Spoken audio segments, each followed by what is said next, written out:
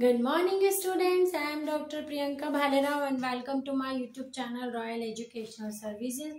मेरे इस YouTube channel में आपको इंजीनियरिंग मैथमेटिक्स से जुड़े हर प्रॉब्लम का सॉल्यूशन मिलेगा। साथ ही साथ मैं अदर फील्ड में यूज़ होने वाले मैथ्स के भी वीडियोस अपलोड करती रहूँगी। तो आज हम बर्नौलीज इक्वेशन की बात कर रहे हैं कि बर्नौलीज इक्वेशन क्या होती है। ये बर्नौलीज इक्वेशन का स्टैंडर्ड फॉर्म देके रखा है dy by dx plus p y equals to q y to the power n. मतलब राइट हैंड साइड में यदि y to the power n है ना, यानी y की पावर में कुछ टर्म्स होती है तो आप आइडेंटिफाई कर लेते हैं कि वो बर्नौलीज इक्वेशन है। ये जो क्वेश्चन है क्लियरली बर्नौलीज इक्वेशन का क्वेश्चन है और उसी से सॉल्व होने वाला है।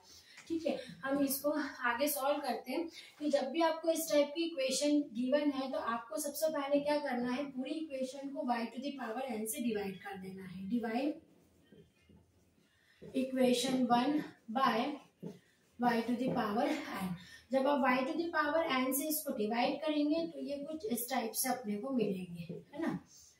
p y upon y to the power n equals to q y to the power n upon में y to the power n। y to the power n से y to the power n जो है वो cancel हो जाएगा, इसको ऊपर ले जाएंगे y to the power minus n dy by dx plus p y to the power minus n plus 1 is equals to q। ये इक्वेशन इस टाइप से कन्वर्ट हो जाएगी। तो बर्नौलीज में हम क्या करते हैं, जो p के साइड में जो y का वैल्यू आती है, y के पावर फॉर्म में जो भी वैल्यू आती है ना, उसको आपको v पुट करना रहता है ये वाली टर्म में। ठीक है, तो इस टर्म में हम क्या करेंगे, put v is equals to y to the power minus n plus 1। इसको आपने v पुट कर दिया। v पुट करने के बाद में इसको x के रिस्पेक्ट में हम डिफरेंशिएट करते हैं तो ये हो जाएगा minus n plus 1 y to the power minus n dy by dx। ये डिफरेंशिएट करने पे हमको क्या मिलता है, ये इक्वेशन नंबर जो 2 है ना हमारी, इसमें जो फर्स्ट टर्म की वैल्यू है वो dy बाय dx के फॉर्म में हमको मिल जाएगी। तो ये हमें यहाँ मिल गई है, हम इसकी जो वैल्यू है यहाँ से रख देते हैं। तो पुट इन इक्वेशन 2।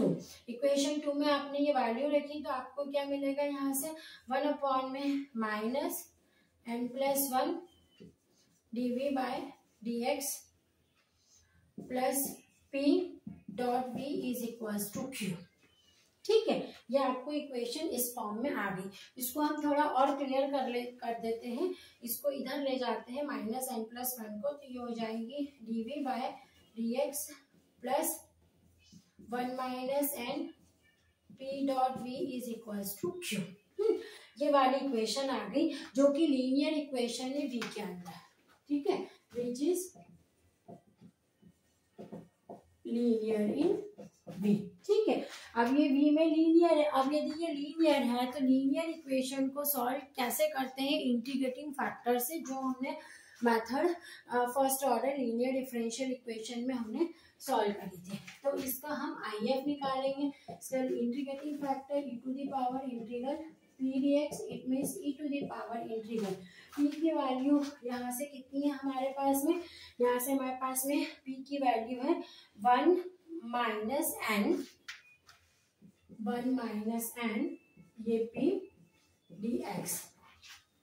ठीक है, ये हमारा क्या हो गया, इंटीग्रेटिंग फैक्टर है IF, है ना। अब जब इंटीग्रेटिंग फैक्टर आपका आ जाता है तो आप सॉल्यूशन कैसे लिखते हो, it's solution y into IF equals to integral q into IF dx plus constant, है ना।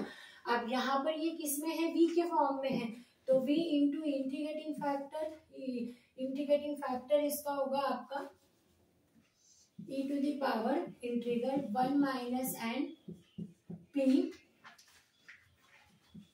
dx is equals to integral q। q की वैल्यू यहाँ से हमने जो भी हमारी आएगी q इंटू इंटीग्रेटिंग फैक्टर की ये वाली value 1 minus n p dx और यहाँ पर भी dx। मतलब ये मैंने आपको एक वर्किंग रूल बताया है कि किस तरह से बर्नौलीज इक्वेशन को सॉल्व किया जाता है। ठीक है, तो हम इसको आगे के जो क्वेश्चन है उसमें कंटिन्यू करेंगे। Thank you.